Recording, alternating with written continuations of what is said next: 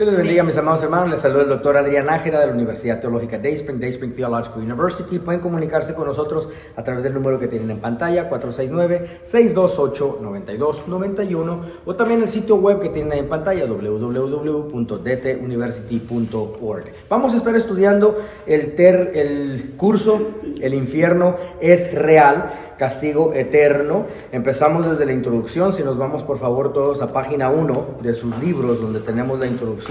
El tema del infierno ha aparecido como un tema de tabú recientemente, un tema que se habla muy poco. Sin embargo, sí es un tema de suma importancia. Todos estamos de acuerdo que es un tema que se debería predicar más. Es entre los temas que van desapareciendo, ¿sí?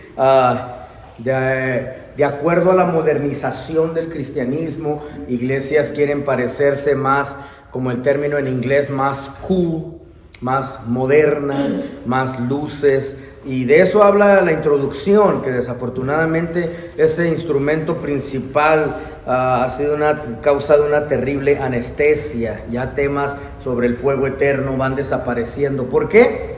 Muy simple la respuesta: el silencio de los predicadores. El silencio de los pastores, porque es un tema que asustaríamos a las personas, y el hecho de que no se está hablando del tema, surgen por ende, por consecuente, otras filosofías antiteístas, surgen otras doctrinas erróneas que reflejan que el infierno entonces no existe, temas caprichosos como cómo puede un Dios tan santo y tan amoroso, cómo puedo yo defender lo que es amoroso cuando Él estaría lanzando a una persona en el infierno. No puede suceder de cierta manera. Entonces, lo menos que nosotros hablamos en cuanto a la veracidad del infierno, lo más que se presta el enemigo como parte de sus enseñanzas apóstatas para traer estos falsos engaños al cuerpo de Cristo, y se está predicando algo muy lejano de la verdad. Nosotros tenemos que aprender a negarnos a nosotros mismos, porque cuando no se predica este tema del infierno es comúnmente porque estamos tratando de agasajarle el oído a alguien, queremos satisfacerle el oído a los amigos para que no se asusten con un tema tan agresivo como lo es el infierno. Y dice Lucas 9:23 allá abajo en el tercer párrafo de página 1: si alguno quiere venir en pos de mí, niéguese a sí mismo.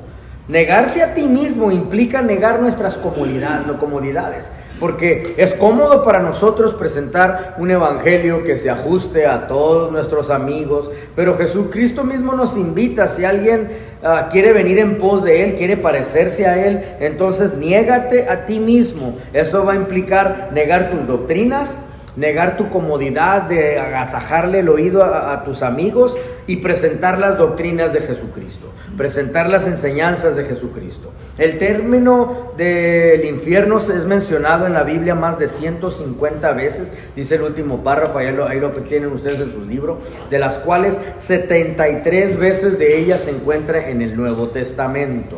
¿Sí? Y en todas estas escrituras, cuando Jesucristo habla del infierno, que debemos saber, Jesucristo es el que más, Jesucristo mismo, en su caminar en esta tierra, su ministerio terrenal, que viene siendo las columnas verticales paralelas, que es Mateo, Marcos, Lucas, conocido como los evangelios sinópticos, que es su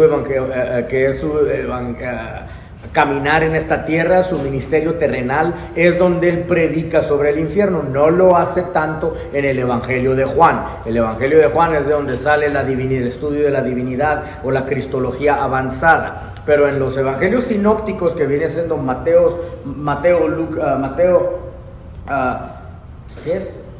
Marcos, Lucas, es en los evangelios donde Jesucristo más expresa. Entonces, Jesucristo es el que más habló del infierno, y vamos a estar basándonos en muchas de estas porciones bíblicas donde Jesucristo mismo nos estaba dando indicios de que existe el infierno, cómo existe, cómo será el sufrimiento para las personas. Quizás es porque era la máxima autoridad y estaba hablando sobre un tema, voy a utilizar este término por falta de palabras, es un tema medio esotérico, medio escondido, medio oscuro, ¿sí? Medio tortuoso, sinuoso. Entonces, porque el infierno es un tema así medio oscuro, íbamos a nosotros basarnos en la máxima autoridad. Quizás por eso Jesús es el personaje en la Biblia que más habla del infierno. Si hubiera cualquier otro personaje, pues entonces ya estaría dudoso, ¿verdad? Porque los demás son pecaminosos, somos pecaminosos. Pedro, Juan, Pablo, todos los demás pues pecaron, igual como nosotros lo hacemos. Pero Jesucristo es el que más habla del Evangelio. Página 2 de tus libros, él empieza con unas advertencias.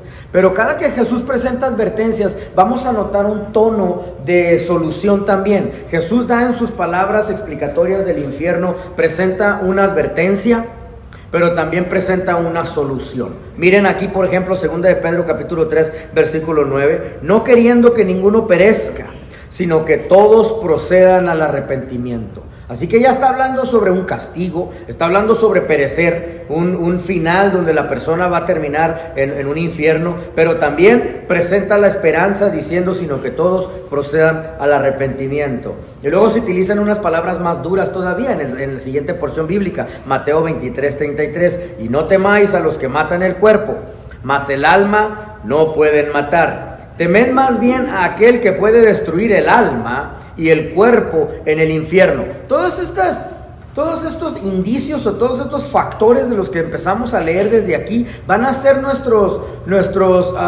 elementos para nosotros armar la hipótesis, ¿sí? Todos estos elementos que estamos utilizando ahorita van a ser los elementos que vamos a utilizar en nuestra fórmula para poder determinar que el infierno existe.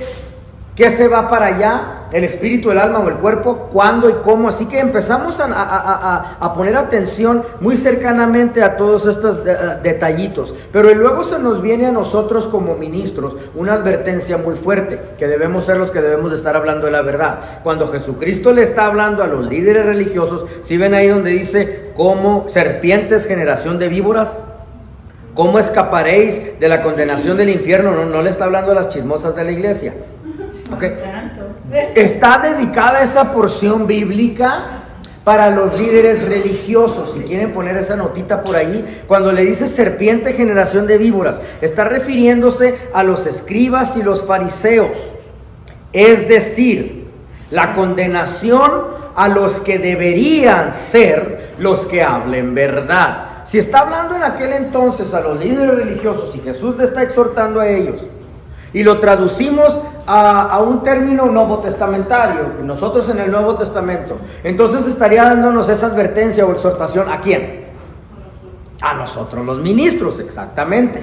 Sí, ahí estamos entrando en razón que la exhortación de Jesucristo a los que deben de estar hablando la verdad somos nosotros. No podemos corrompernos, tenemos que negarnos a nosotros mismos, estar dando el evangelio tal como Jesús lo presentó, porque hemos dicho en otros cursos anteriores, el Espíritu Santo va a hacer su chamba, el Espíritu Santo va a hacer su trabajo. Si tú simplemente te sientas, presentas el evangelio puro, tal como lo hizo la iglesia primitiva, que tenían todas las de perder cuando presentaban ellos el evangelio, ¿sí? ¿Sí te acuerdas de ese curso? Que ellos tenían todas las de perder porque ellos, las otras religiones les daban opción de dioses, y versus la iglesia cristiana que llegó diciendo, no, tiene que ser un solo Dios, solamente nuestro. Entonces en su proselitismo tenía la iglesia primitiva todas las de perder, pero ellos se filtraron a sí mismos, se depuraron a decir, no nos vamos a corromper, nosotros vamos a presentar el evangelio tal como es, porque el Espíritu Santo entonces nos prometió que iba a hacer su trabajo, y el Espíritu Santo hace su trabajo. Así que no tanto de que vas a regañar a la gente, no les vas a dar puro palo cuando hables del infierno, no, pero vas a hablar la verdad. Y el Espíritu Santo utiliza tus palabras para evangelizar a las personas con las cuales tú estás hablando. Hermoso eso, ¿verdad? De que no tienes que regañar a nadie, que el Espíritu entonces de Dios entonces viene, redarguye a la persona y le hace ver las realidades de la cosa, de todo este asunto del infierno, y que pudiese perecer la persona en el infierno si no corrige su vida. Último párrafo. Dice, la gracia del arrepentimiento es el don que Dios le concede a una persona para volverse a Él. Esa es la justicia retributiva que hemos estado hablando en los meses recientes. La justicia retributiva donde Dios efectivamente trae lección al ser humano a través de sus vivencias, a través de sus experiencias, pero a final de cuentas lo que Dios está haciendo es intentando volverlo a Él, volverlo a la salvación. Y estas palabras de solución los encontramos a través de todos los evangelios, donde Jesucristo trae justicias retributivas, habla del infierno, pero en las mismas frases Él siempre pone como cláusula allí una invitación para que la persona regrese a la salvación, regrese a Jesucristo. Hermoso eso. Página 3, capítulo 1, empezamos aquí. La Biblia usa varias palabras para el lugar que comúnmente conocemos como el infierno. ¿Ven donde dice ahí la palabra Seol? Sí. Ponlo por favor de esta manera, por favor escribe esta notita ahí. Lugar de sufrimiento en el Antiguo Testamento. Nada más tienes que poner AT para abreviar Antiguo Testamento, ¿verdad? No tienes que poner todo, tienes que aprender a abreviar. Lugar de sufrimiento en el AT, en el Antiguo Testamento. Era simplemente el hecho de haber muerto. En la siguiente página te voy a explicar más a detalle qué es lo que es el Seol. Aquí nada más nos está dando las definiciones en una versión muy corta. ¿Cuántos querían morir en el Antiguo Testamento? Nadie. Y como no querían morir, tenían muy poco conocimiento. Ese morir, o ellos lo consideraban como que estoy sufriendo, ¿sí? Ese sufrir o ese morir es el Hades. Perdón, es el Seol, disculpen, el Seol. Es término del Antiguo Testamento. ¿Es lo mismo que el Hades ya en el Nuevo Testamento?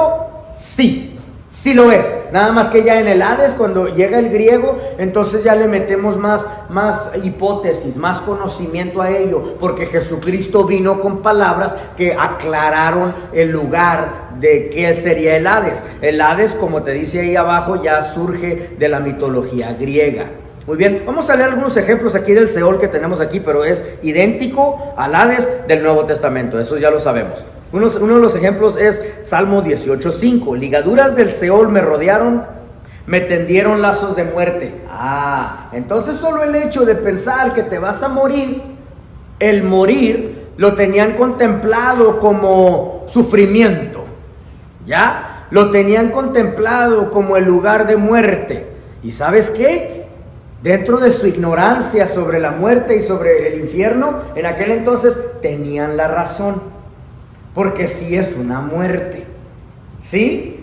Porque también es un sufrimiento. Así que se traduce al Nuevo Testamento y se sigue conociendo como un lugar donde la persona sufre, aunque se tenía muy poco conocimiento en el Antiguo Testamento de qué tanto se sufría allí. Vamos a la definición aquí del Hades.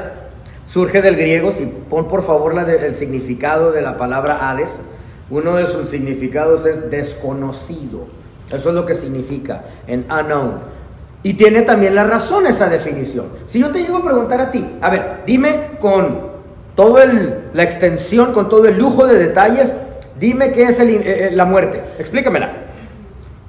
¿Verdad que nos vamos a quedar en un desconocido? Porque no hemos estado ahí. Le decía yo a la clase allá en Dallas, cuando estábamos dando la clase la semana pasada, yo les decía, porque desde el principio le dije, quiero grabar en esta clase porque aquí son más respetuosos, ¿verdad? Allá en Dallas son unos pericos. Desde el principio, desde que empecé a hablar aquí, Seol, ya empezaron con las historietas. Sí, le dije que tranquilos, le voy a pedir un favor. Les decía, déjenme dar mi clase. Sí voy a explicarlo todo. Sí, todos tenemos la tía que se murió y que se fue al cielo, al infierno. Y todos tenemos el cuñado que los embutieron en el infierno. La suegra que se murió. Sí, todo. Yo sé que todos se han dado su paseo por el seno de la tierra. Sí, yo sé que todos han saludado a Moisés y a Abraham y a Jesús y le has hecho high five a Abraham. Yo sé, pero déjenme dar mi clase. Si ya para este momento, los primeros 20 minutos, ya estaban todos opinando y dando la clase por mí. Entonces yo les decía, déjenme, sí lo voy a explicar todo. Si yo sé que se murió tu tío y tuviste que ir a preguntarle dónde dejó las llaves del carro. Sí, pero tranquilos, así vamos a explicarlo todo. Okay. Entonces, es un desconocido. Sí, es un desconocido. Viene siendo entonces también otro significado para el Hades, es muerte física. Ahora, hay otro término que también lo es y define la palabra Hades, pero hay que tener mucho cuidado con la manera cuando la digas o cuando se la expliques a una persona, y este es lugar de espera. Sí lo es, pero tienes que explicarlo cuando lo menciones. ¿Por qué? Porque de aquí es donde se presta la doctrina de la iglesia tradicional romana, de que tiene un lugar de espera, donde la persona entonces en ese lugar de espera está determinado hacia dónde lo vas a lanzar, o para castigo eterno o para gloria eterna. Y no es así. ¿Verdad que se presta el decir lugar de espera? ¿Verdad que se presta como para ese tipo de doctrinas? Por eso te digo, sí lo es, sí es un lugar de espera, sí. Pero tienes que explicarlo, porque el no explicarlo es donde se presentó para que esta iglesia tradicional romana pudiera entonces decir que si alguien tiene algún familiar y quiere comprar unas indulgencias, el día de hoy las traigo de oferta, ¿sí? ¿Verdad que no puede ser así? Era con fin de lucro, exactamente. Y si alguien Leti trae unas cuantas indulgencias, nos quedan ahí en el maletín unas cuantas, las traemos oferta el día de hoy. Sería absurdo decir tal cosa, ¿verdad? Pues entonces es de donde la iglesia tradicional romana se agarró en esto que es un lugar de espera. Cuando se manifiesta en las escrituras que es un lugar de espera, se presta para la corrupción teológica. Muy bien, Mateo capítulo 11 versículo 23, y tú, Capernaum, que eres levantada hasta el cielo, dice aquí Mateo, hasta el Hades serás abatida. Menciona la palabra Hades. En diferentes porciones de las escrituras se le da diferente término. Ese término es históricamente de acuerdo al contexto que la persona estaba viviendo. Por ejemplo, abajo, el Tártaros solamente se menciona una vez en las escrituras, en 2 de Pedro capítulo 2 versículo 4, la única porción bíblica donde se encuentra ese término. Y es porque Pedro está utilizando un término que está muy de moda en su era y en la comunidad donde él estaba viviendo. ¿Me explico? Sí. Entonces arriba dice Hades, abajo dice Tártaros, en el Antiguo Testamento decía Seol. Estos son términos que se utilizaban históricamente de acuerdo a la zona, de acuerdo a la era. Estaban muy de moda en la era cuando el autor lo documentó, lo puso en las escrituras. Y luego, más que nuestras versiones bíblicas, el día de hoy en las porciones bíblicas que vamos a estar leyendo, tiene diferentes términos. En las Biblias de algunos va a decir sepulcro, en las Biblias, en la versión de otro va a decir infierno, en la versión de otro va a decir Hades, ¿sí? Entonces esa todavía agrega para nuestra confusión, y por eso estaremos explicando estos términos a lo largo de este capítulo. Arriba, solo para conocer un poquito del contexto de por qué Capernaum. ¿Recuerdan geografía bíblica que quedó como una ciudad abandonada? ¿Sí? Como una ciudad idólatra y pecaminosa. Capernaum está abandonada. ¿Fuiste para allá? ¿Sí pasaste por Capernaum? ¿Sí? Tienen una oficina de turismo, pero nunca les ha funcionado realmente el turismo. ¿Notaste eso? Está muy solo Capernaum. Sí, ahí estuviste. Pero donde te frustraste, le dijiste a la guía que ya déjese de cosas, mejor dígame dónde está la taquería. Sí, bueno. Entonces Capernaum es un lugar abandonado, principalmente por su idolatría, principalmente por su pecaminosidad. Es una ciudad abandonada. Más adelante vamos a cubrir el por qué utiliza las escrituras mandando al infierno a una ciudad entera, y en ciertas porciones bíblicas por qué utiliza el término individual, la persona. Lo vamos a ver más adelante. Nos vamos a página 4, ¿sí? Dice Segunda de Pedro capítulo 2 versículo 4, hablando del Nuevo Testamento, sobre el término tártaros.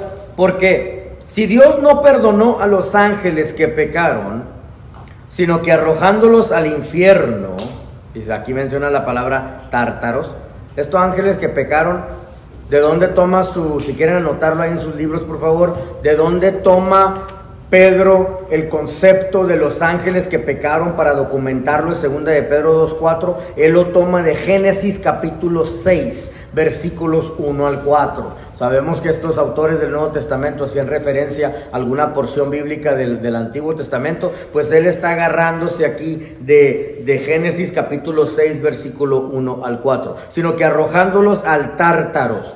Única mención de la Biblia está aquí en Pedro, donde se menciona este término tártaros. Los entregó a prisiones de oscuridad para ser reservados al juicio.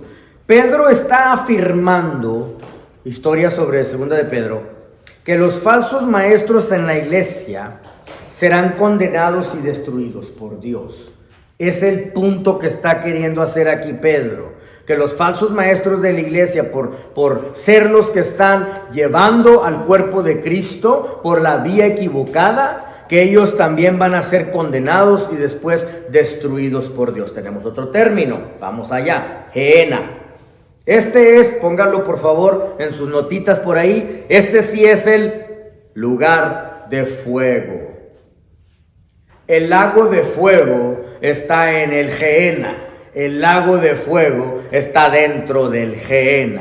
Segunda de Crónicas, capítulo 36, versículo 6, nos da los mejores indicios de esta destrucción, que menciona que el fuego que destruye. Es la historia del mal de Manasés y Amón, ¿sí? Es un lugar después del milenio.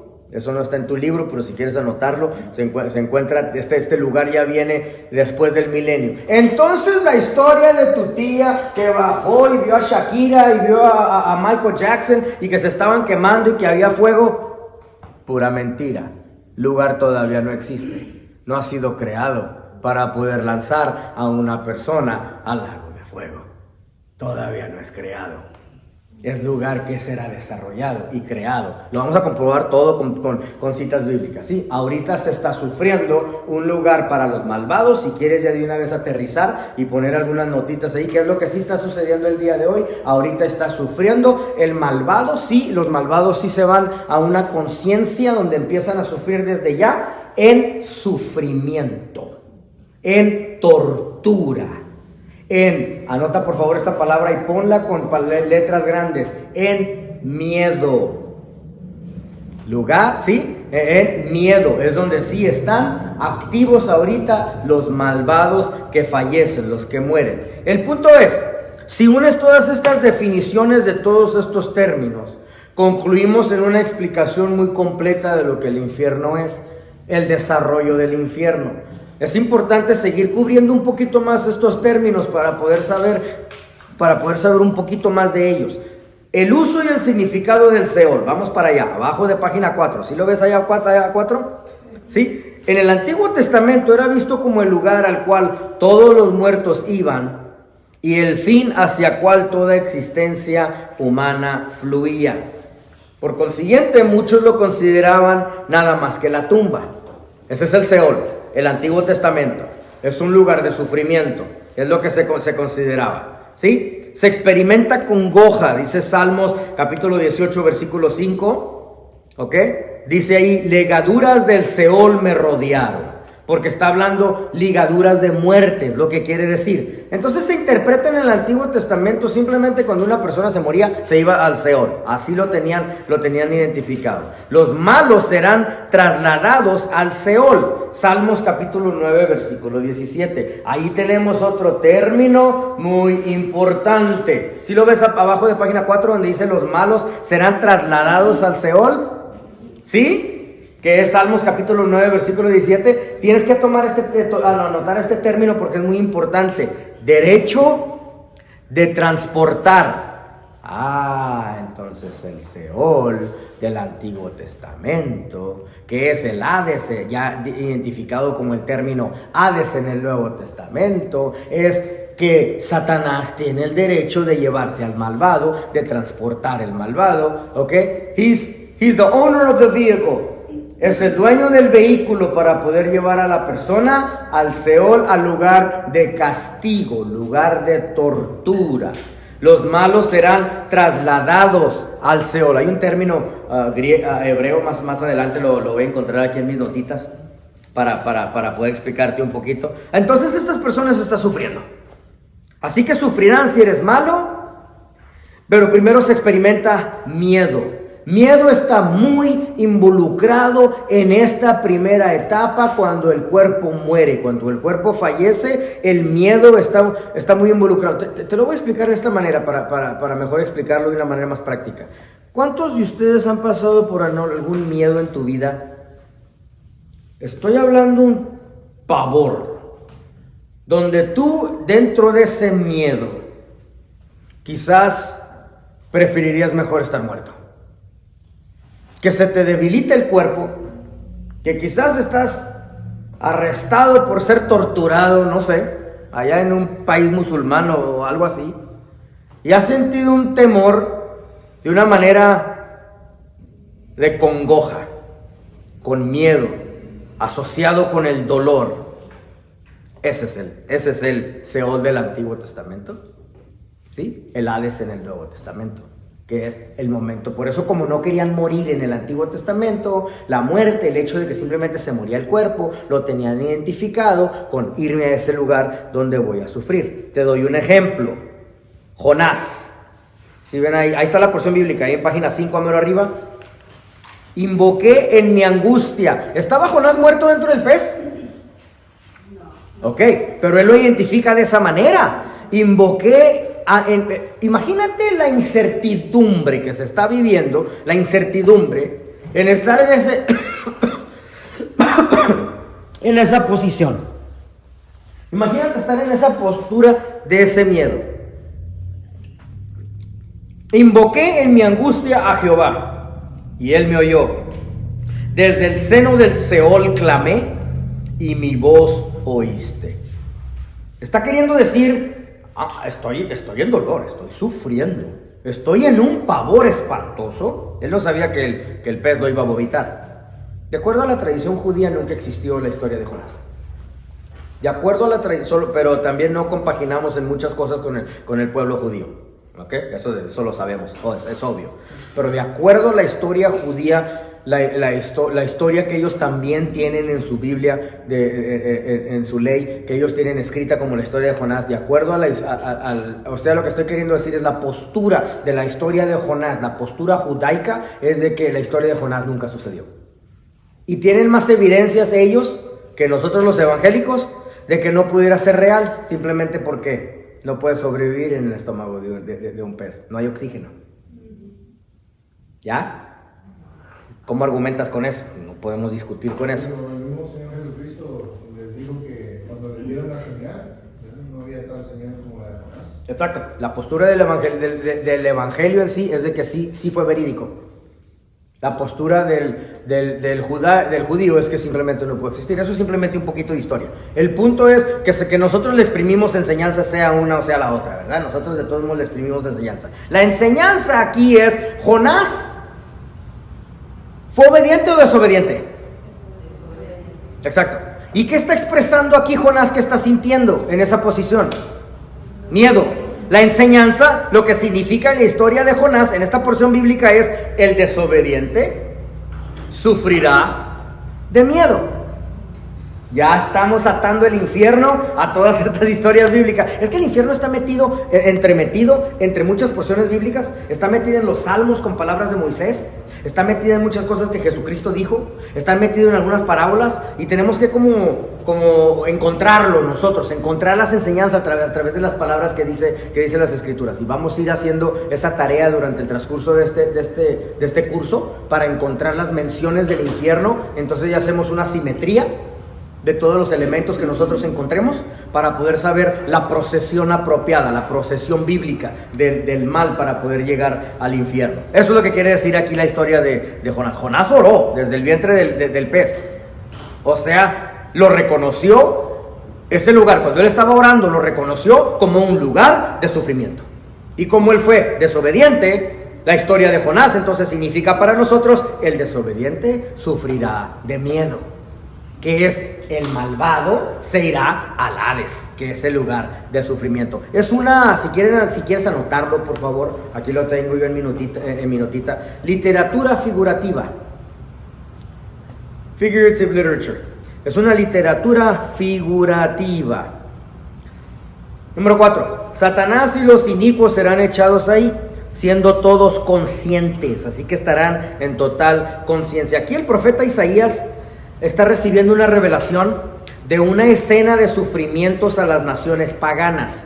Principalmente él está dándole una dedicatoria a Babilonia. En esta historia de Isaías, si ves abajo de ese párrafo donde dice Isaías capítulo 14, versículos 9 al 17, no lo vamos a leer todo, nada más vamos a leer los primeros versículos, porque el punto que estamos queriendo hacer aquí es: Isaías está revelando que el ser humano intentará, mira lo que voy a decir, antes de su muerte, o aún después de la muerte, intentará esconderse del juicio de Dios, de la ira de Dios, porque no hizo caso a que el infierno era verdadero, y que Dios le dio advertencias de salvación, y que Jesucristo luego trajo a tener una solución, y que el ser humano simplemente decidió desobedecer y continuar su pecado porque le era más cómodo. Entonces aquí el profeta Isaías está de antemano dando una revelación, ¿sí? Que el ser humano intentará esconderse antes de la muerte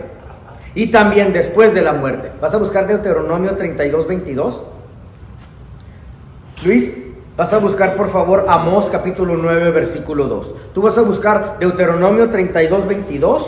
Tú vas a buscar Amós capítulo 9 versículo 2. Primero leo aquí esta porción bíblica que dice: el Seol abajo se espantó de ti, despertó muertos que en tu venida saliesen a recibirte, hizo levantar de sus sillas a todos los príncipes de la tierra, a todos los reyes de las naciones. Sigue hablando sobre algunas eminencias de la sociedad, pero el punto que el profeta Isaías está queriendo hacer es: hasta las más grandes eminencias de la tierra intentarán esconderse de este Hades y no podrán.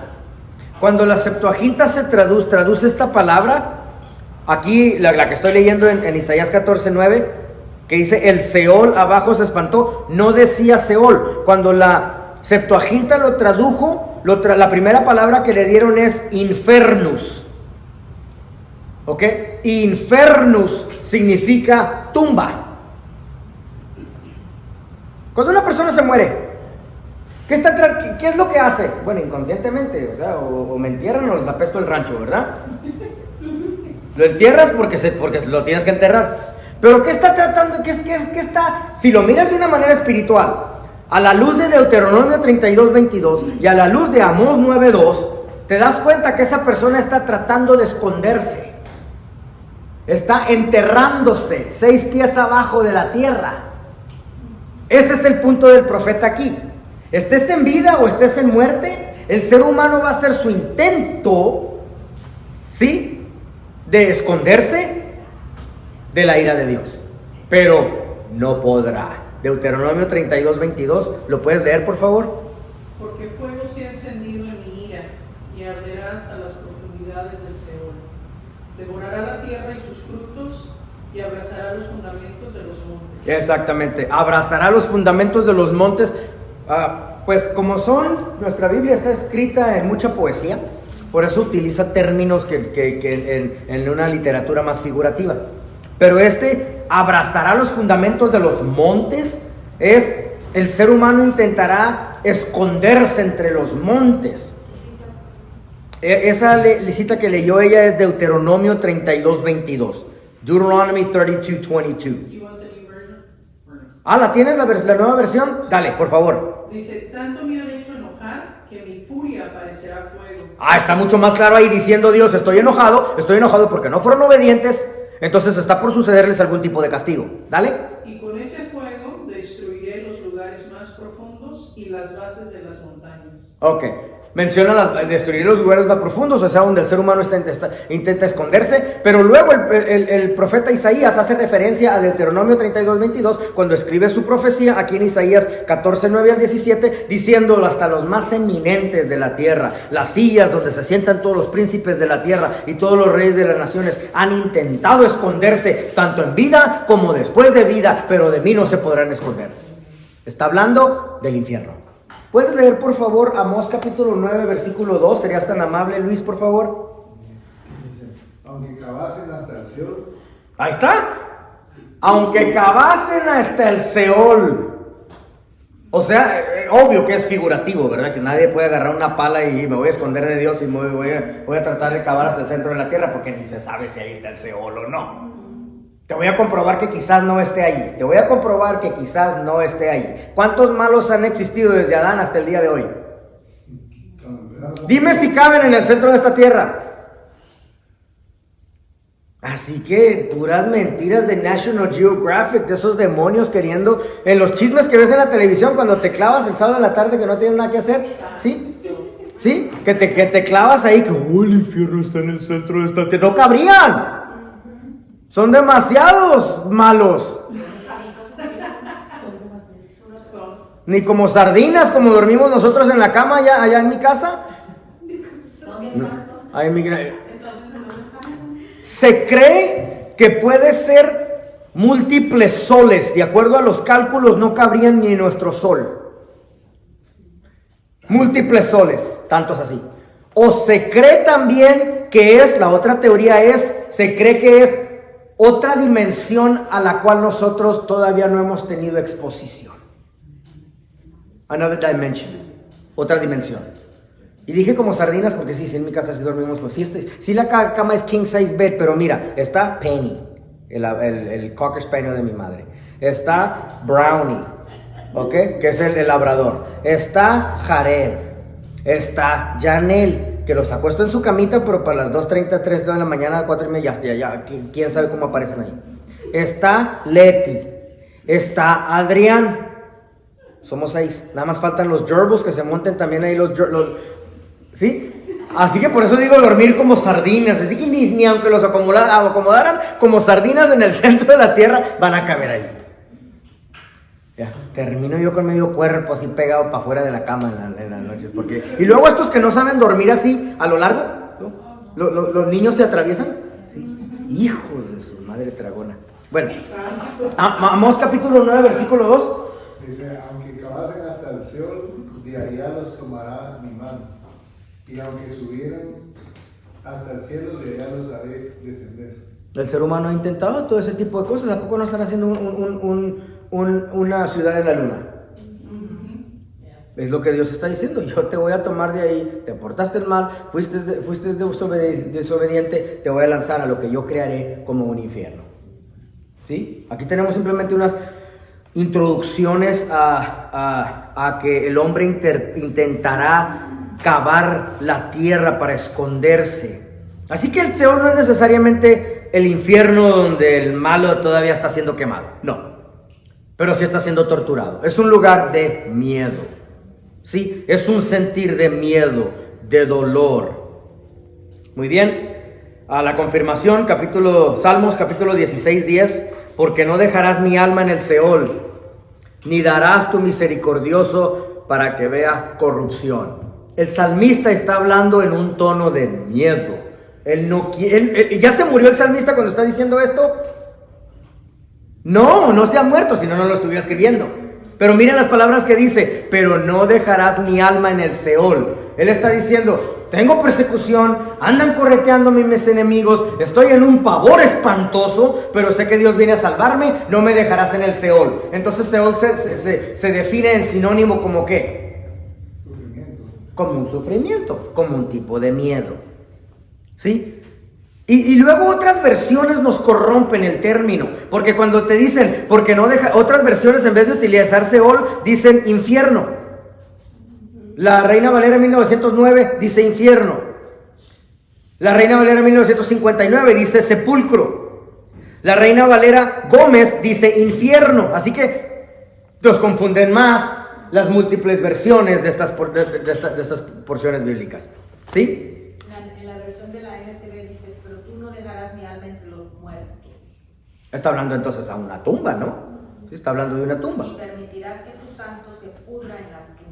Exacto, y como no se ha muerto, entonces ahí lo tenemos que interpretar como un temor, un pavor, el temor de morir del Antiguo Testamento. Salmo 9:17, los impíos volverán al Seol, todos los gentiles que se olvidan de Dios.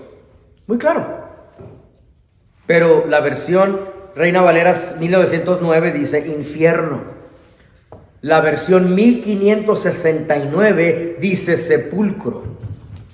Muy bien. Ok, perfecto. Entonces, parte de la tortura del impío es ese constante miedo. Gran parte de la tortura del impío en el momento que fallece. No andas en llamas y todo, como chismes por ahí se dicen, que hasta libros escriben que bajaron y que había llamas, que no ha sido creado ese lugar del lago del infierno, que es el Gehenna. Ahorita lo vamos a cubrir. Isaías capítulo 5, versículos 4 al 16. Por eso se ensanchó su interior el Seol. y sin medida extendió su boca, su garganta. ¿Sí? Se ensanchó, o sea, se hizo grande, pero porque causa gran temor. Vamos a cubrir más a detalle la palabra Hades. Un lugar donde van las almas de los muertos impíos. Ese es el Hades. Estoy en página 6, ya se dieron cuenta, ¿verdad? Ok. Implica el derecho de transportar a alguien a ese lugar.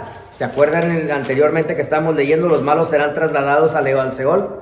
¿Sí? Pues el Hades aquí es un lugar donde alguien todavía tiene el derecho de transportarte a ese lugar. ¿Sí? La palabra Hades se encuentra 4 veces en los evangelios. Abajo lo podemos leer. Donde dice Mateo capítulo 11 versículo 23. Esa es la historia de Capernaum. Más adelante la vamos a cubrir muy en detalle. Okay, hasta el Hades serás abatida. También Mateo capítulo 16 versículo 18. A Pedro sobre esta roca edificaré mi iglesia, y sobre las puertas de las Hades no prevalecerán contra ellas. ¿Alguien puede leer por favor Hechos capítulo 2 versículo 27? Hechos 2 27. ¿Lo pudiera leer alguien por favor? ¿Sí? Para poder aclarar la palabra prevalecerán. ¿Ok? La palabra prevalecerán en el origen griego está queriendo, no utiliza la palabra prevalecerán, utiliza la palabra corrupción. A Pedro se le está diciendo, sobre esta roca edificaré mi iglesia, y las puertas del Hades no se podrán corromper contra la iglesia. ¿Sí?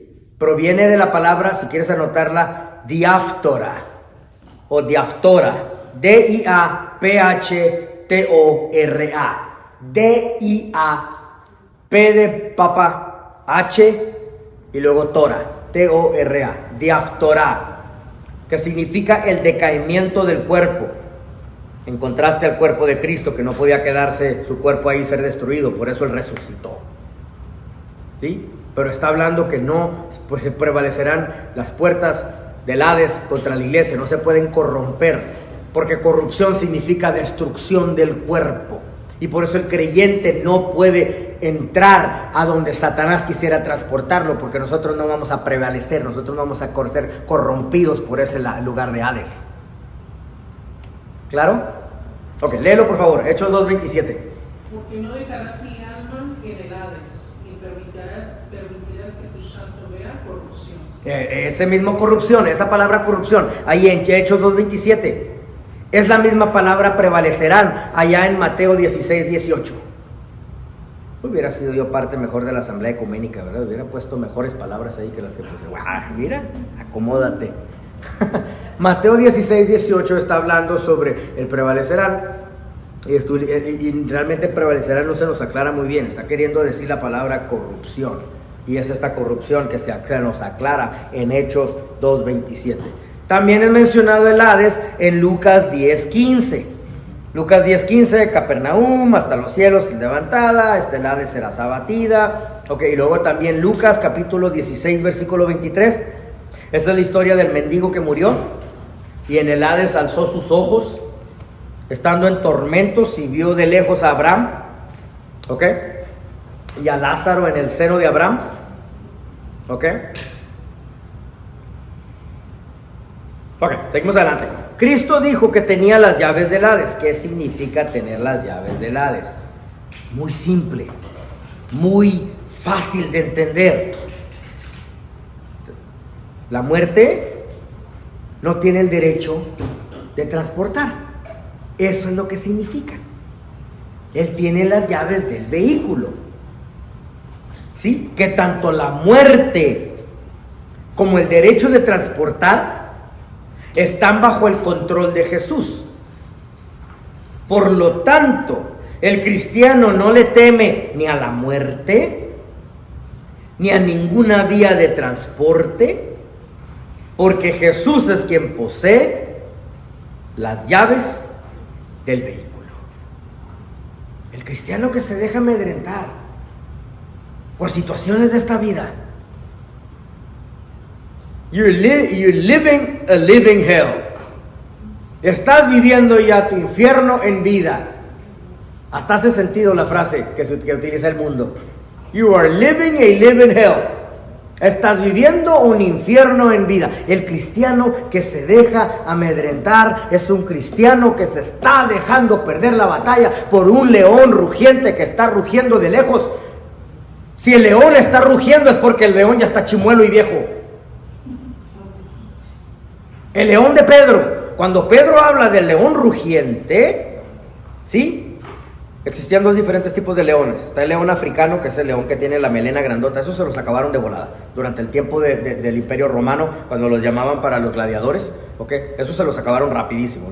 Como está pegado ahí Mediterráneo a África, rápido cruzabas para África, te llevabas todos los leones, se los llevaban para allá y rápido se los acabaron. Después quedaron los leones palestinos, que eran unos leones así pelones. Unos pelones, pero sí eran peligrosos. Sí, pero se acabaron casi todos los leones en ese periodo de los gladiadores en los coliseos. ¿Sí? De ahí es donde toma el ejemplo Pedro, que ya después estaban trayendo leones. Si un león está joven y te puede corretear, y te puede agarrar, y te puede cachar, ¿necesita rugir? No. Entonces el león de Pedro, al decir Satanás anda como león rugiente buscando a quien devorar, es porque está viejo y chimuelo. El cristiano que se deje, entonces se aprovecha Satanás de que el cristiano que se deja amedrentar es because you want to be intimidated, es porque te dejaste intimidar. Se aprovecha que de por sí ya traes broncas con la esposa. Se aprovecha que te acaba de llegar un bill de desconexión de la luz. Se aprovecha que anda ya haciendo ruidos el motor del carro y no sabes qué está pasando, ¿verdad? Y luego recibes una llamada de amenazas, pues te pones a temblar. Y Satanás dice, ahí está, solo con eso lo agüito. ¿Verdad? No puedes estar como creyente experimentando esa sensación o esa emoción humana, humanística, diabólica de miedo. Hasta los aztecas, que eran tan paganos, ellos lo reconocían como una enfermedad, ¿te acuerdas? En nuestra cultura mexicana, los aztecas lo reconocían como una enfermedad. Ellos decían que no podías tener miedo. Por eso eran tan aventados. Porque ellos decían, no puedo tenerle miedo a nada. Si tengo miedo, ya me está poseyendo por dentro la enfermedad del miedo.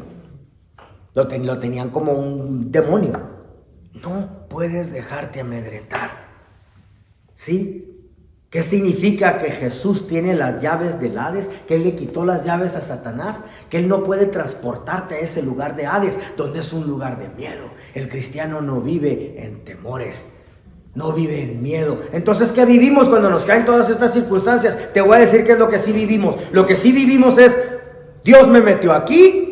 Hay lecciones de parte de Dios. Él es activo en todo, pasivo en nada. Él magistra esta situación. Él la diseñó para yo sacarle algo de ahí. ¿Quieres enseñarme un nuevo tributo a través de la vivencia que estoy viviendo? ¿Quieres enseñarme una nueva experiencia a través de lo que yo estoy cursando? ¿Qué quieres enseñarme? ¿Qué siguiente etapa estás queriendo llevar? Pero no me voy a dejar amedrentar. Temor no, miedo no, porque he salido de muchos más peores que esta. Y voy a salir de esta también, así que no tengo por qué tenerle miedo. Si me agüito y me amedrento y me pongo todo miedoso, entonces Satanás ya ganó la batalla. ¿Sí? Ese es el Hades. El Hades es este lugar de tortura constante a través del miedo.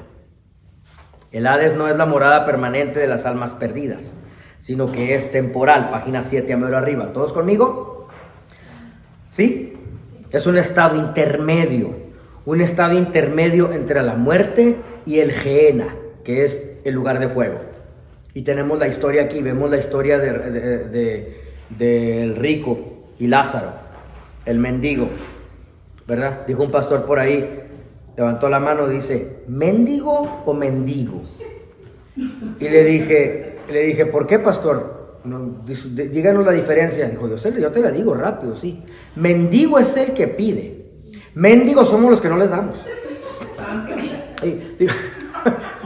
Bueno, ese pastor dijo esa definición, ¿verdad? Un amigo mío dijo esa definición y bueno, pienso que tenía la razón. En una ocasión un mendigo me dio una enseñanza bien grande a mí. Salimos de la clase, enseguida estaba una tienda de comida, fuimos a la tienda de comida y cuando íbamos nos pidió dinero. Y como le vi en su cara, porque les observas el semblante para que lo quieren. Si lo quieren para drogas, si lo quieren para qué. Si lo ves medio limpio, que simplemente no tiene trabajo y todo, pues lo bendices, ¿verdad? Le compras la comida, lo que sea, le das para que vaya su comida. Pero este sí se veía como que andaba medio...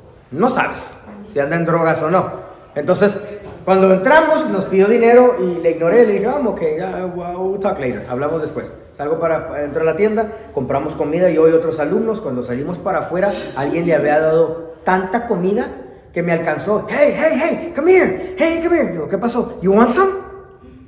Qué bofetada tan sabrosa me dio ese muchacho con guante blanco.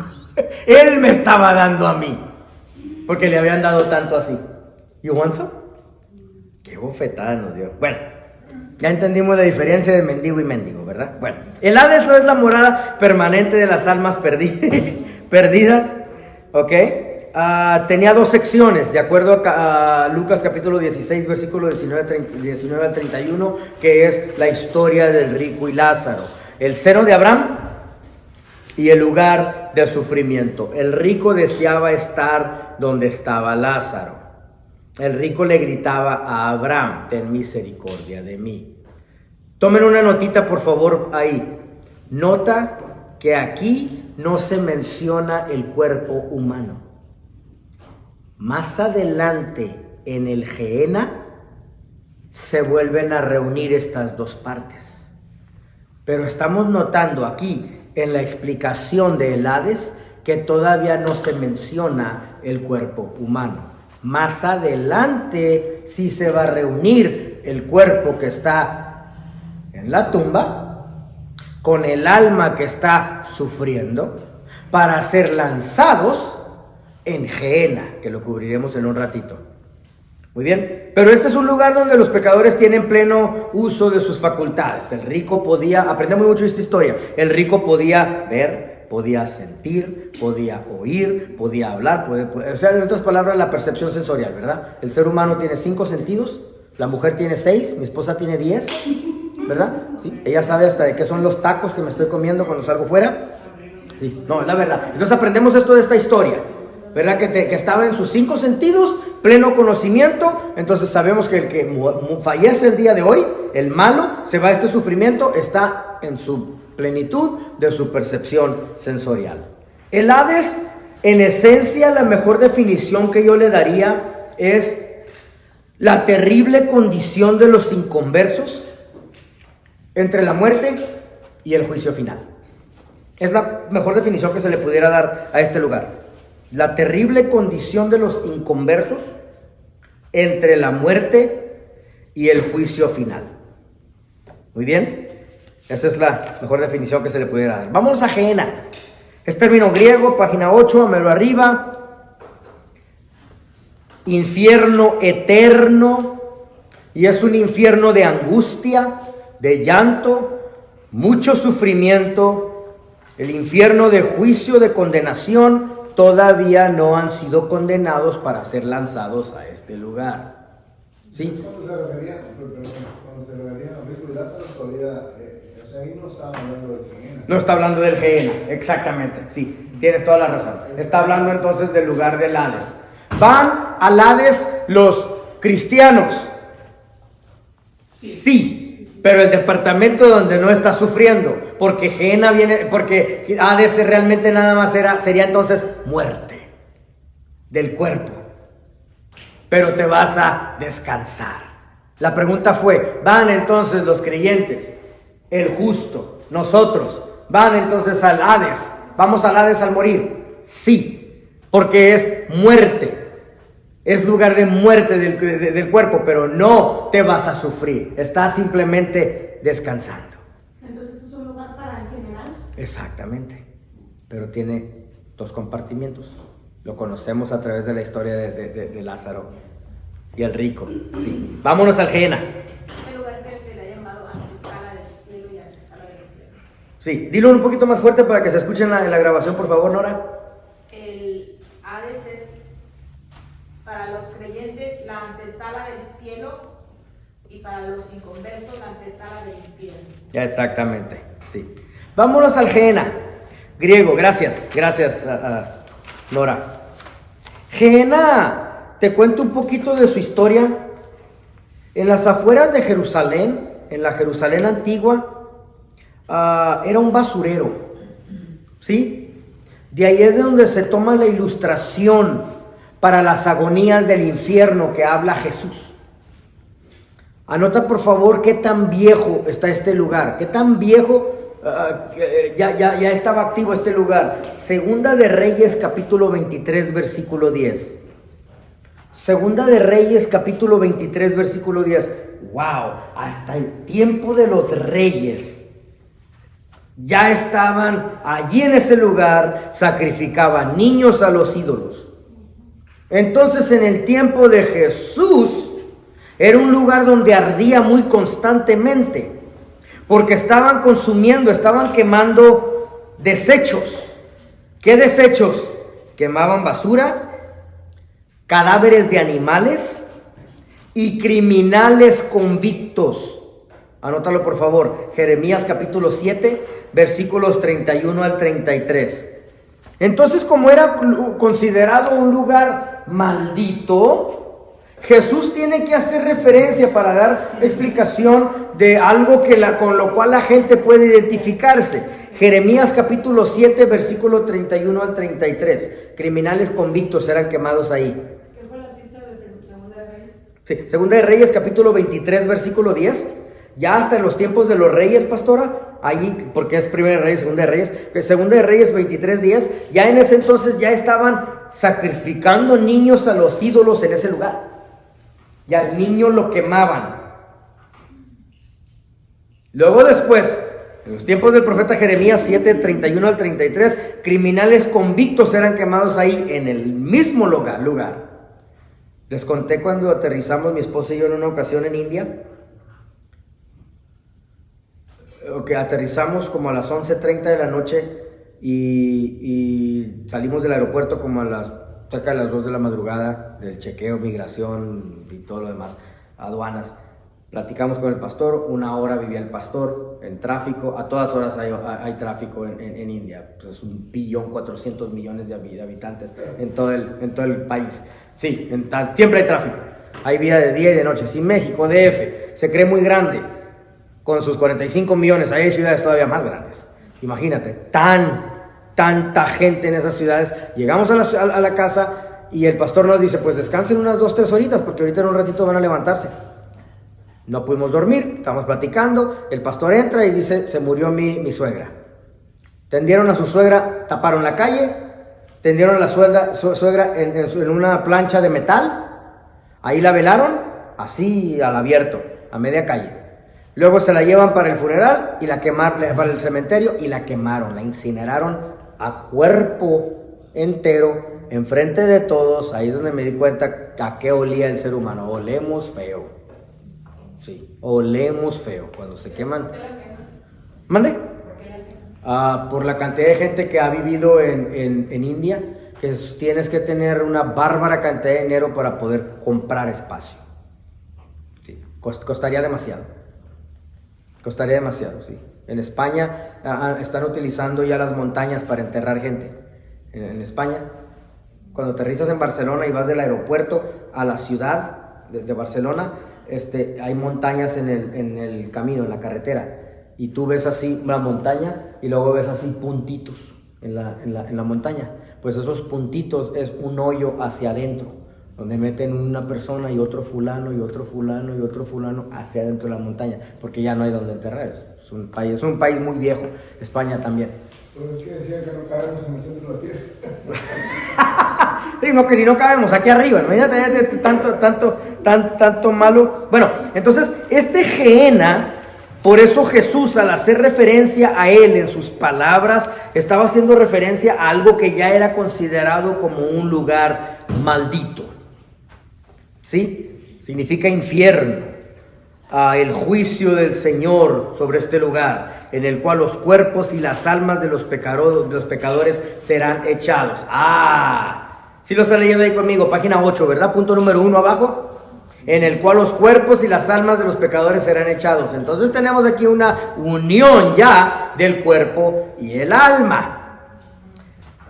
Apocalipsis capítulo 19, versículo 20 abajo, es el que ya te da las palabras del del lago de fuego, donde el fuego nunca se apaga, dice Marcos 9:44, ¿lo ves en ese párrafo allá abajo? Bueno, cuando Jesús dice las palabras allí donde el fuego nunca se apaga, Marcos 9:44, Él está haciendo referencia, Jesús, a Isaías 66:24,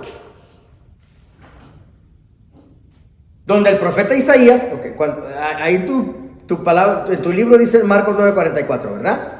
Ok, cuando Jesús dice esas palabras en Marcos 9:44, Jesús está haciendo referencia a Isaías 66:24.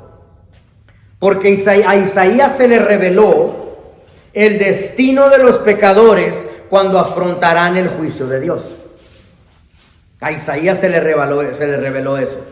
Después, Apocalipsis capítulo 19, versículo 20, es como si ya estuviera sucediendo el lago de fuego.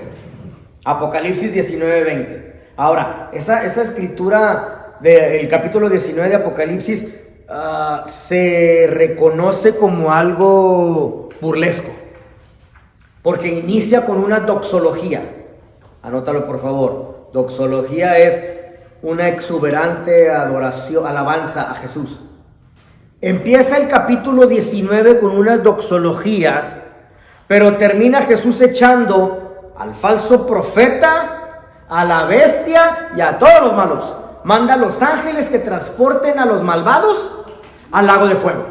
Lo voy a repetir todo una vez más. El capítulo 19 de Apocalipsis, doxology, D-O-X-O-L-O-G-Y, doxología, D-O-X-O-L-O-G-I-A, doxología. Doxología es una alabanza exuberante, como el santo, santo, santo de los ángeles, ¿sí? Como porque Él abrió los mares para que camináramos en seco, porque para siempre es su misericordia, ¿sí? Porque no nos dejó morir en el desierto, sino nos proveyó el maná, porque para siempre es su misericordia. Esa repetición del porque para siempre es su misericordia es una doxología. Entonces empieza el capítulo 19 con una doxología. Doxología es exuberante alabanza a Jesús. Pero termina el capítulo 19 aventando gente al lago de fuego. ¿Sabes por qué le estaban adorando los ángeles al principio del capítulo 19? Precisamente por eso, porque estaba por lanzarlos. Tú dices, entonces los ángeles tienen la mente dañada, si ellos se gozan por adelantado antes de que una persona termine en juicio. No lo miramos de esa manera. La manera como es de que los ángeles están diciendo, wow, tanta maldad del hombre, tanta maldad del falso profeta, tanta maldad de la bestia, finalmente va a existir justicia. ¿Ya? Y por eso al principio del capítulo 19 lo ves a los ángeles adorando a Jesús. That's a doxology. Eso es una doxología. Porque están como contentos de que finalmente está por suceder la justicia. Mira, no vamos muy lejos. Vamos a hablar muy directamente acá entre nos. Pecamos y parece que como que no nos cae juicio. Hacemos algo y dentro de nosotros mismos decimos, oye, Dios parece como que hasta como que me recompensó. Me cayeron bendiciones y me porté mal. ¿Qué está sucediendo? Precisamente esto de la doxología de Apocalipsis capítulo 19. Se le adora porque los ángeles están satisfechos que el ser humano ha pecado tanto, pero finalmente está cayendo aquí la justicia. Dile, Nora. En el versículo 2, ahí nos explica eso, también dice, porque sus juicios son verdaderos y justos. Sí, exactamente. El versículo 2 explica la razón del por qué la doxología.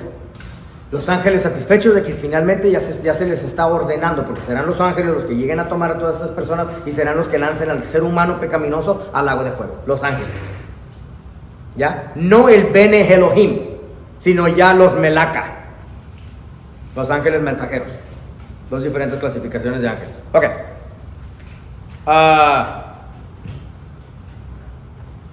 Donde el fuego no se apaga.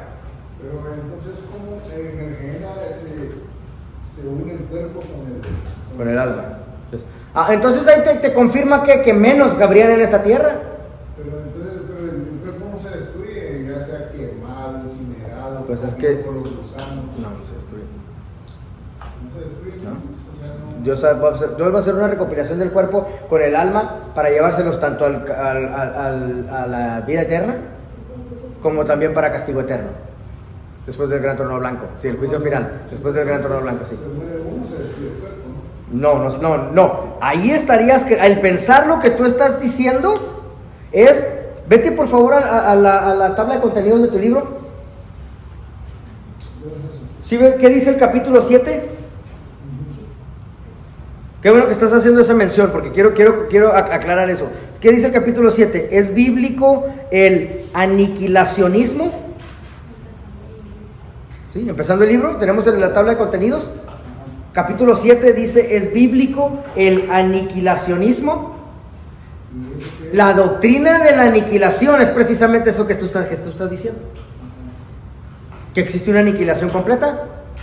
¿Sí? Supuestamente se une el cuerpo con el alma y el cuerpo ya ha sido destruido. No, ha sido destruido de acuerdo a lo que tu mente humana puede contemplar. Porque se lo comen los gusanos, o se quema, o sea, Humanamente, físicamente. No en un término de una composición de átomos, donde Dios tendrá una reunión entre nuestros átomos y nuestra composición para poder juntar el cuerpo otra vez, para también ir a disfrutar de su gloria en una eternidad. Une nuestra alma con nuestro cuerpo para poder llevarnos al cielo. Lo mismo le va a suceder al malo. O sea, como que dice que en el cielo uno se va a conocer. Exactamente, si te van a conocer. ¿Te acuerdas la enseñanza de Apocalipsis? Que cubrimos extensamente, que Él enjugará toda lágrima de los ojos.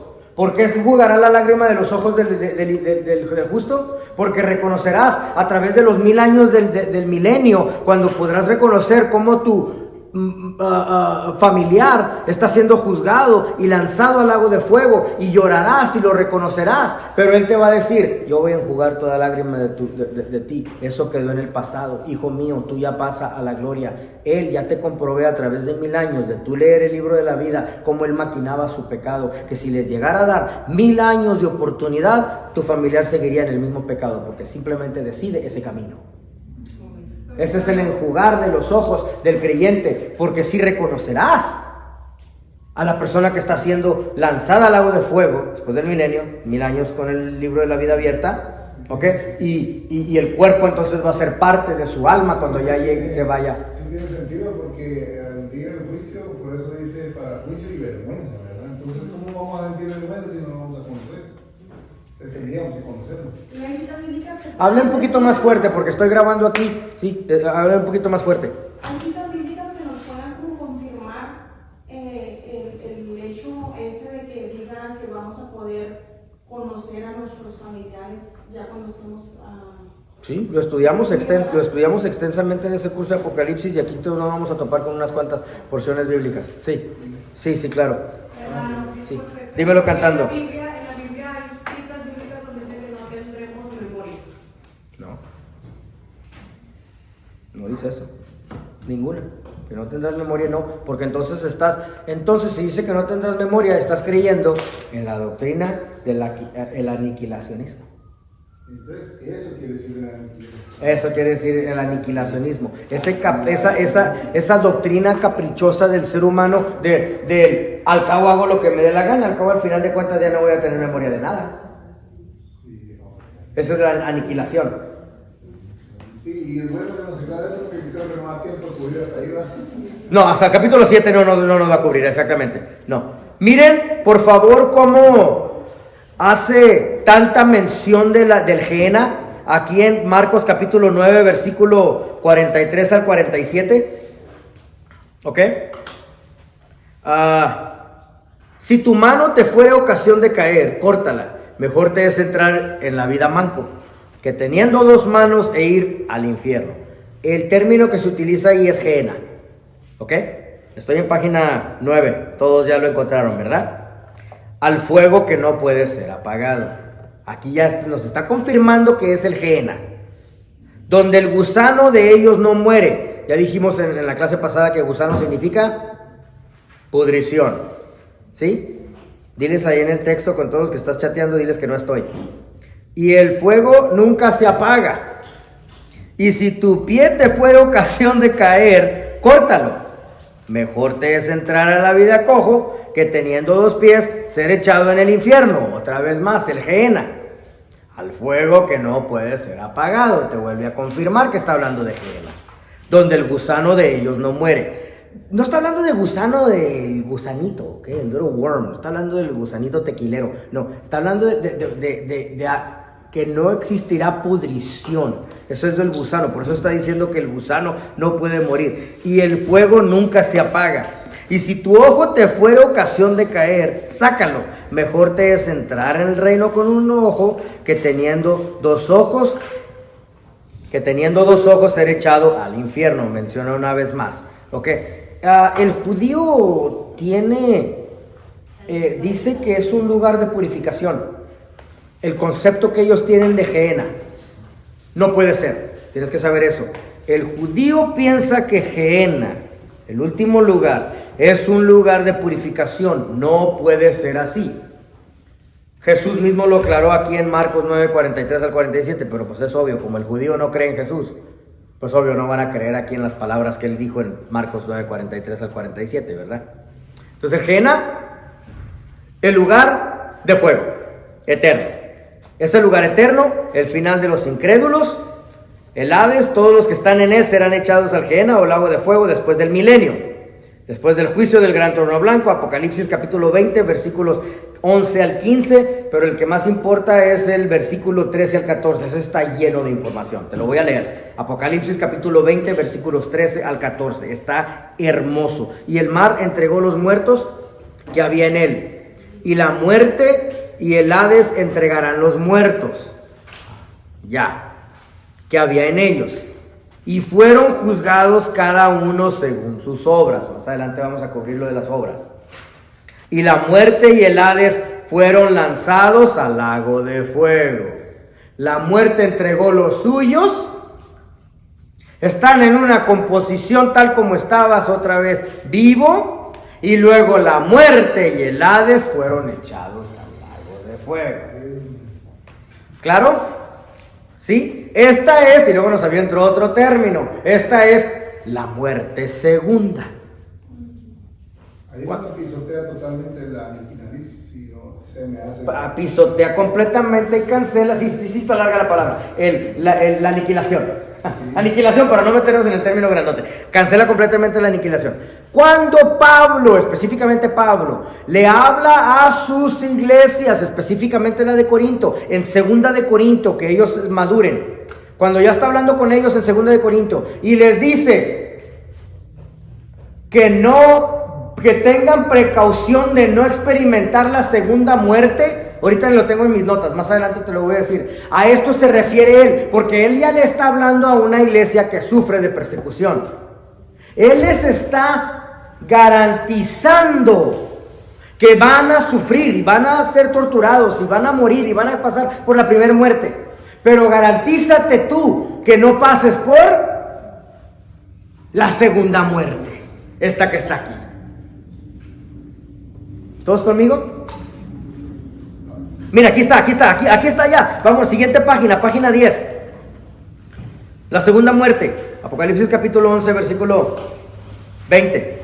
¿Ok? ¿Es bíblica el aniquilacionismo? ¿Qué es el aniquilacionismo? Pues cubre varias cosas. Ahí te va, Luis. Que los malos desaparecen para siempre. Ese es uno de los conceptos. Como no vamos a llegar a ese capítulo, simplemente te digo los puntos principales de la aniquilación. O morimos y simplemente ya no sigue nada. También es el concepto de la aniquilación. Sí. O la extinción del alma. Pero normalmente va a pensar así la mente caprichosa que Dios no pudiera condenar. ¿Por qué? El ser humano no le conviene. No le conviene pensar que Dios puede condenar a alguien. Porque si no piensas en ello, simplemente no tienes condenación, según ellos. O sea, piensan que si no lo cubres el tema, simplemente va a desaparecer el problema. Y no puede ser así. Bueno, muerte segunda. La segunda muerte en contraste comparado con la primera muerte o muerte física, cuando los pecadores van al Hades para esperar el juicio del gran trono blanco, la muerte segunda. Lo que está sucediendo aquí, ¿sí ves donde dice 2 Corintios capítulo 1 versículo 10? Si alguien quiere buscarlo en sus Biblias, te darás cuenta que 2 Corintios capítulo 1 versículo 9, desde antes de eso, desde el versículo 9, Pablo le dice a una iglesia de Asia, que es Corintios, ¿ok? Que están viviendo bajo circunstancias extremas de persecución. Les garantiza que vamos a morir. Es como que les dice en el versículo 9, es más, les garantizo. Vamos a morir en la primera muerte. Van a ser asesinados porque estamos viviendo esa dimensión de persecución. Tarde que temprano vamos a morir. Pero procura él, ya en el versículo 10, animarlos a tener confianza que Dios continuará librándolos de esa muerte segunda. ¿Sí? O sea, al decir la palabra tan gran muerte ya viene siendo Ya la segunda muerte. Exactamente. No importa morir en la primera muerte. Te van a llevar, te van a aniquilar, te van a matar. ¿Sí? Vas a sufrir persecución. Pero asegúrate. Está queriendo decirles ella a ellos, asegúrate que esta segunda muerte no sea la que venga, la que tú experimentes, porque entonces ya te hubieses muerto por toda una eternidad hacia el lago de fuego. Esa es la segunda muerte. ¿Sí? Somos hermanos, soy el doctor Adrián Ángel de la Universidad Teológica Day Spring Theological University. Vamos a regresar después de este receso para nuestras siguientes partes. Estamos cubriendo el curso El infierno es real, castigo eterno. Pueden comunicarse con nosotros a través del número que tienen en pantalla, 469-628-9291, o el sitio web www.dtuniversity.org. Nosotros vamos a irnos a un poquito de tetrazzini con pan de ajo que trajo aquí mi hermana, con unas donitas que quedaron ahí atrás que nunca me comí y con unas cositas. Así que regresamos después de este receso. Dios me los bendiga, les amamos.